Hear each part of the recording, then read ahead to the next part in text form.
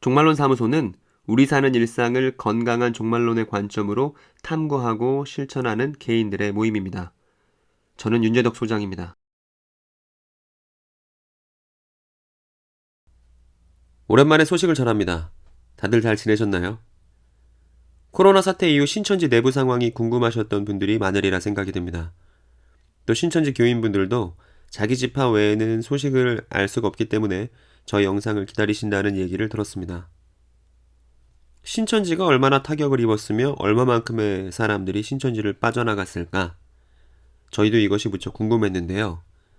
저희가 최근에 입수한 정보는 교인 수가 약 2만 명이 조금 넘는 지파에서 7천 명의 숫자를 정리한다는 소식을 들었습니다.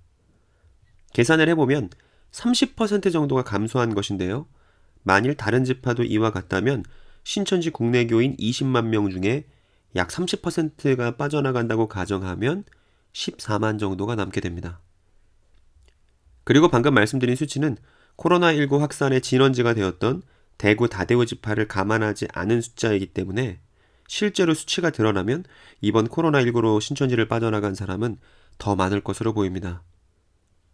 신천지 지도부는 이미 교인들에게 모두 전화를 돌려서 신천지 교적을 유지할지 아닐지를 물었기 때문에 신천지 총회에서는 이미 구체적인 인원수를 파악했을 것입니다. 그래서 구역별로 가가호호 다니면서 꽃배달도 하고 교인들 마음을 사로잡으려고 지금도 애를 많이 썼습니다. 그런데 이런 사실들을 알고 나니까 얼마 전 총회에서 나온 공지가 이해가 되더라고요. 신천지 교인이라면 이런 공지를 받으셨을 겁니다. 총회 교육부 교리 정립 내용. 여기 보면 요한계시록 1장 1절의 종들에는 기존에는 이 종들이 14만 4천과 흰물이다 라고 그렇게 가르쳐 왔습니다. 심지어 이만희 씨가 직접 저술한 책에도 이렇게 기록되어 있습니다. 그런데 이번 공지에 뭐라고 내려왔냐면 계시록 1장 1절의 종들에는 흰무리는 들어가지 않는다고 공지가 내려왔습니다. 즉 교리가 대놓고 실시간으로 변경된 것이죠. 그리고 계시록 1장 3절에 지키는 자들이 있는데 이 지키는 자들을 제사장이라고 전에는 가르쳐왔지만 이제는 단정 지을 수 없다 라고 또 대놓고 변경이 되었습니다. 신천지 교리는 총회 교육부장이 마음대로 바꿀 수 있는 게 아니죠.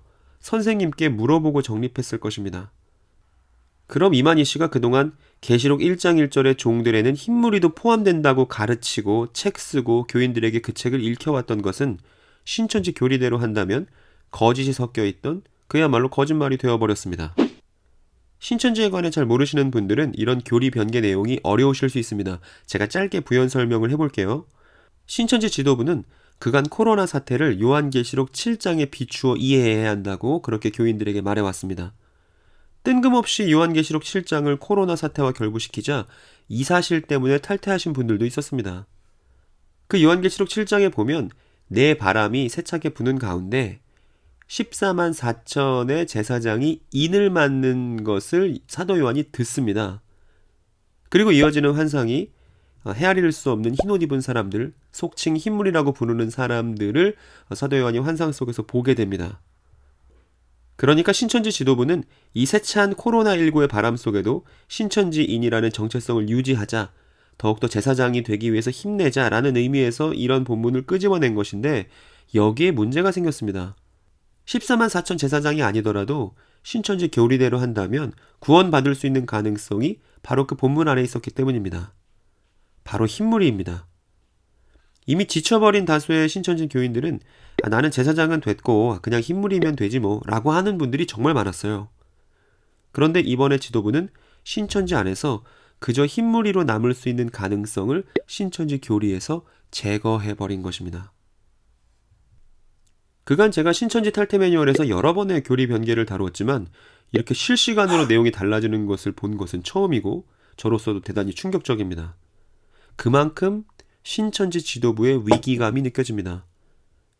많은 이들이 빠져나간 신천지는 다시 14만 4천 제사장이 되기 위한 무한 경쟁을 벌이는 것으로 조직을 재정비하려는 의도를 노골적으로 보여주었습니다.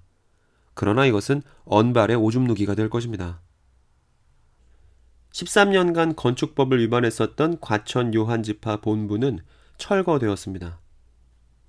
이뿐 아니라 신천지가 그간 홍보에 막대한 돈과 인원을 투입했었던 신천지 교인들의 어떤 자부심이었던 HWPL은 법인이 취소되었습니다.